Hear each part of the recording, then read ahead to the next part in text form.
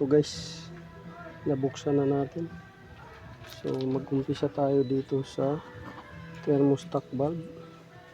So bago daw yung thermostat valve nya, pero ititest natin to kung gumagana. Kung gumagana ba to. So ititest natin yan bago daw balik to, yung thermostat valve na yan. So natanggal na natin thermostat valve na yan dito, yung butas na yan. Yan o, itong butas na to, yan. Yan, dyan yan nakalagay. Ito yung sensor, coolant sensor. Ito yung housing ng ano, thermostat valve. Tapos yung throttle ito. So madumi. Yan o, grabing dumi. Carbon plus oil. Kaya pala mausok dahil ito barado na rin to, dumi. Tapos sa throttle body, ito yung throttle body niya pala. Ayan o, sobrang dumi. So ang symptoms nito guys ay mausok at saka minsan naglo-low power pa to. So yan, ang sintomas nito mausok at saka low power. So barado yung throttle body. Ito naman ang sintomas nito ay nag-overheating. Yan, thermostat valve. So ito yung EGR na tinanggal natin. So nandito yung EGR bypass pipe. Oh, wala nang butas. Kita nyo, sarado na. Wala nang butas. Puno ng carbon. Huh? Grabe carbon nya. Huh? Yan oh. Dapat may butas yan oh. Kita nyo. Butas ka perang kutrakan na lang. Butas nya. So ito yung EGR bypass pipe nya patungo dito sa may throttle body. Ayan oh. Kita nyo pati throttle ay intake. Puno ng carbon. Grabe carbon. So ito bubuksan natin to dahil suspitsa natin dito sa EGR. So mahirap to tanggalin dahil 5 ang bolt nito. Ay oo, 1, 2, 3, 4, 5. So nakatago pa yung 4 dito. Dito isa lang. Pero mayroon din dito 2 para dito. So tatanggalin natin yan para ma-check natin yung ano. Dahil doon sa heater core, confirm natin na mayroong leaking doon. So i-condemn na natin yung heater core. Wala na, hindi na natin gagamitin yan dahil ginagamit lang naman yan sa taglamig. So may problema sa heater core. So i-condemn natin yan. Ito bubuksan natin para makita yung laman.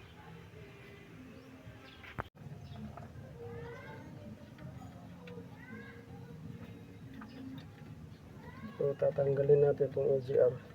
Pabaklasin disassembly natin.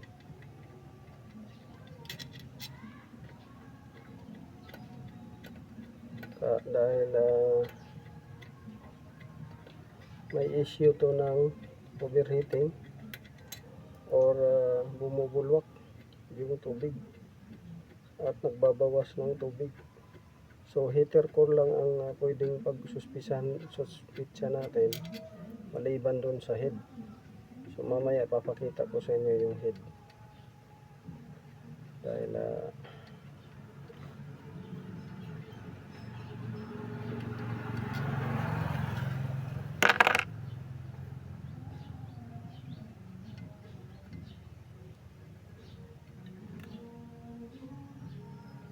so ito wala nang butas, sarado na.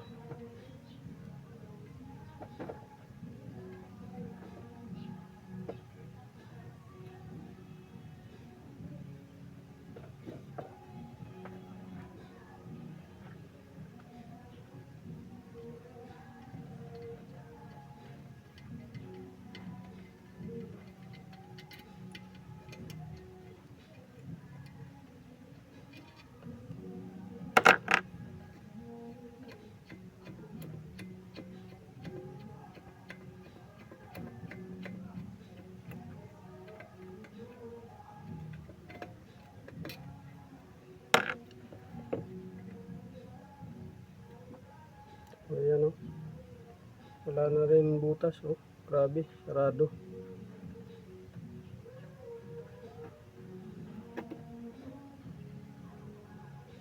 Tapos ito, sarado na. Wala nang butas. Hmm?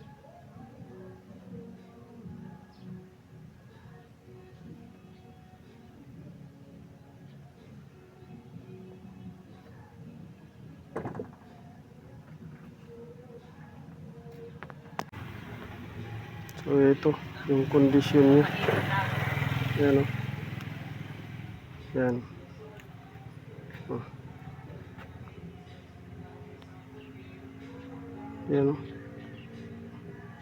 Sarado na yung butas. Sobrang dumi. Pati ito. Yan, oh. Oh. Sarado na rin. Ito, sarado na rin. Diba? Sarado. Tapos dito.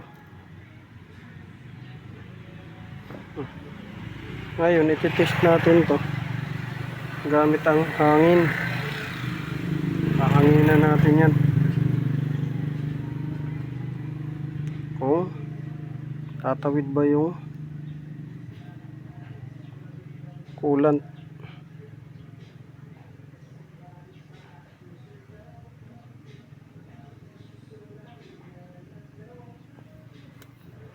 Hahanginan natin.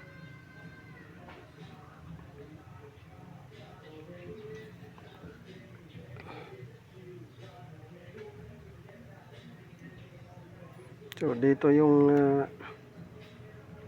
lalagay natin yung hangin dito. Dito lalagyan natin tubig. Lalagyan natin tubig yan. Kung lalabas ba dito sa mga butas na to. So dito naman sa intake, grabe, puno ng dumi. Hanggang loob yan. Tapos yung turbo, tumutulo rin yung langis. May langis. So para ma-confirm yung ano dito, yan, may langis na. May langis na sumasama. May langis na lumulusot doon sa turbo. So yun yung dahilan kung bakit nagbabawas ng langis dahil sa turbo. Yan ang ano niya.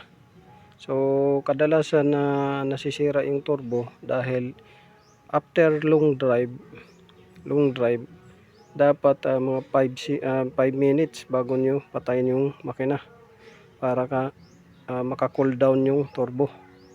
Kasi kung diretso ninyo yan patayin, nagbabaga yan, maluluto yung mga parts doon sa may turbo. Maluluto.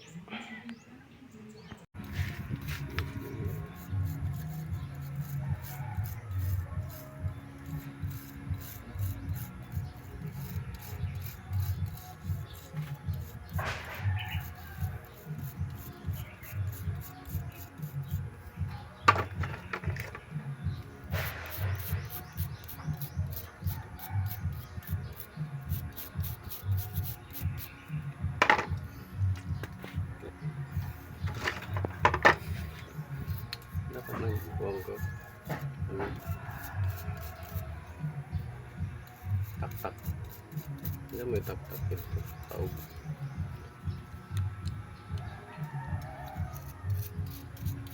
Nahinira sila. Basta matupi dyan nung lahat. Wala tapi ka.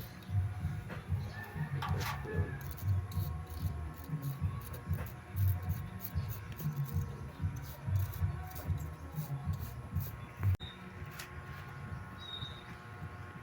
Diyan mo pahiran na ila pagani ko dito karana pila upikit met sa kon dito ba kuha ni dito tila na karaan dito sa kawayan maliit yan adun mo ipahit lapag lang yun adun mo ipahit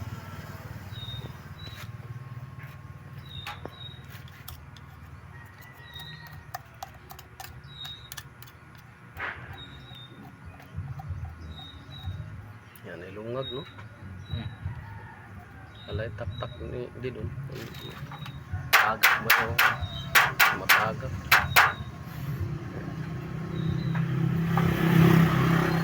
Ay, grabe.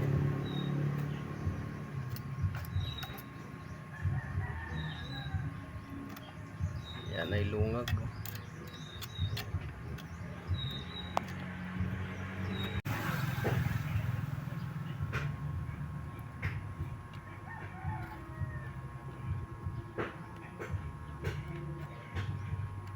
Unahon mo na yung sabungan.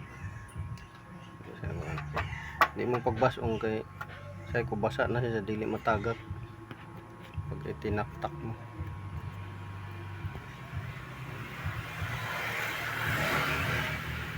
Wala yung iba dyan, yung ibang butas. Kita na.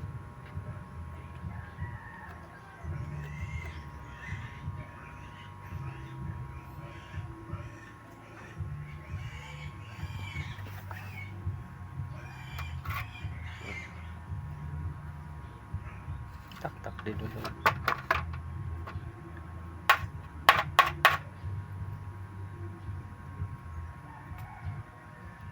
Yan. Terus kapal loh. Grabe.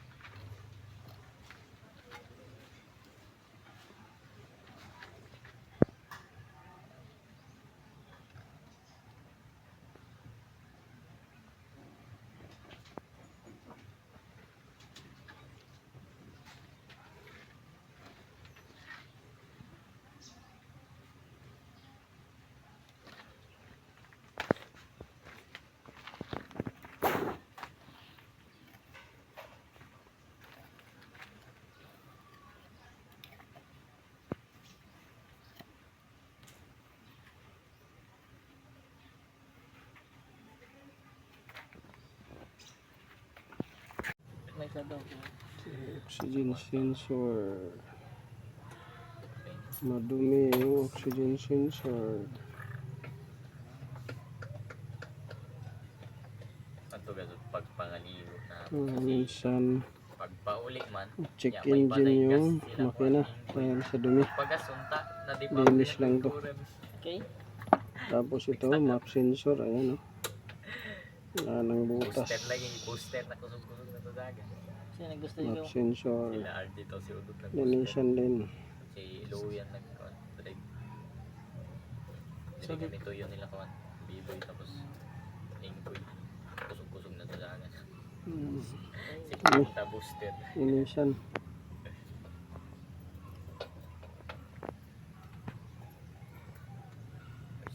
Mahal.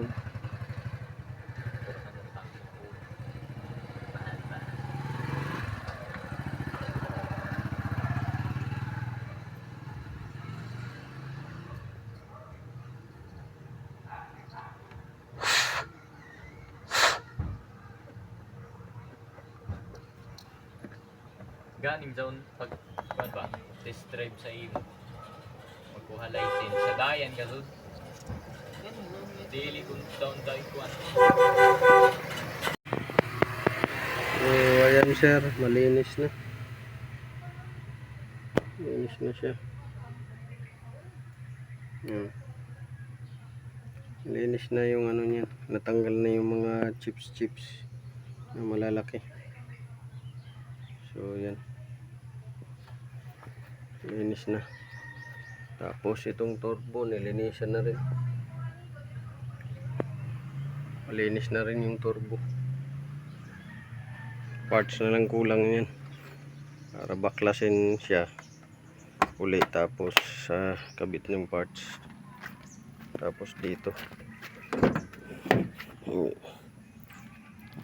parts na ano nilinis. So ito yung map sensor, malinis na yan, wala nang uling. Ito naman yung oxygen, malinis na, wala na rin uling. Ito naman yung bypass, malinis na, wala na rin uling. Tapos ito naman yung EGR valve nya, assembly. So malinis na, wala na rin uling. Ano, natanggal na yung mga uling na chips. Ito naman yung EGR cooler nya, ayan, barado yung mga butas. So linis na. Tapos ito naman yung throttle, linis na rin. Ito naman yung flapper nya, bypass. So malinis na rin. Okay, wala nang uling. So yan yung mga parts, linis. Yan. Pati ito nga thermostat housing, malinis na. So linis na natin yan. Yan.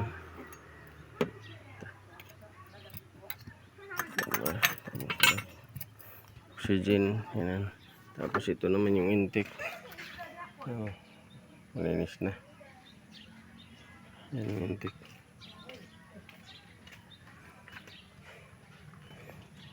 So yung isang video na nasali na may bolt sa Toyota Vios yun. May bangga kasi yung Toyota Vios, niremedyohan dahil yung camber na disalign.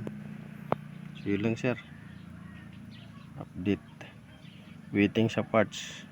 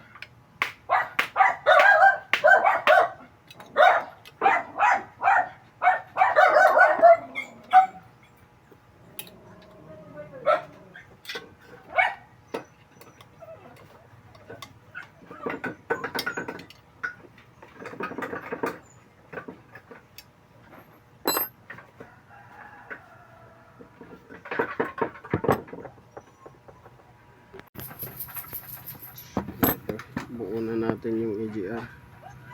So malinis na yan. Binuo na natin yung EGR nya. Simple. Malinis na yung loob. Yan. Hindi naman siya ganun kakintab, pero sa loob niyan malinis.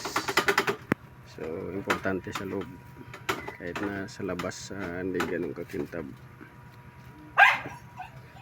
Yan, kakabit na natin yun. So itong EGR na to, ito yung nagkukos minsan ng overheating, na hindi ninyo mahanap yung leak. Tinitingnan ninyo yung leak sa mga hoses, walang leak. Tinitingnan ninyo yung leak sa reservoir tank, sa radiator, sa heater core, hindi nyo mahanap. Dito yan sa EGR, may cooler kasi to, may tubig to. So pagka leaking na dyan, umuusok yung tambutso puti, tapos minsan naglo-low power pa. So isa din tong dahilan sa low power tong EGR, pagbarado yung EGR nya, at itong EGR valve nya barado, pati itong diaphragm barado. So lahat ng barado dyan, EGR cooler, EGR valve, EGR diaphragm, pag barado yan, low power yan. Tapos doon sa may intercooler, barado, low power din. So papakita ko sa inyo yung intercooler mamaya. Isa rin yan na low power pag barado, at saka may air leak. Yun, dito bihira dito magkaka air leak. Kadalasan doon yan sa hose ng turbo, hose at saka turbo intercooler, doon yan nagli-leak. Air leak, low power ang sintomas. So papakita ko sa inyo mamaya yung intercooler.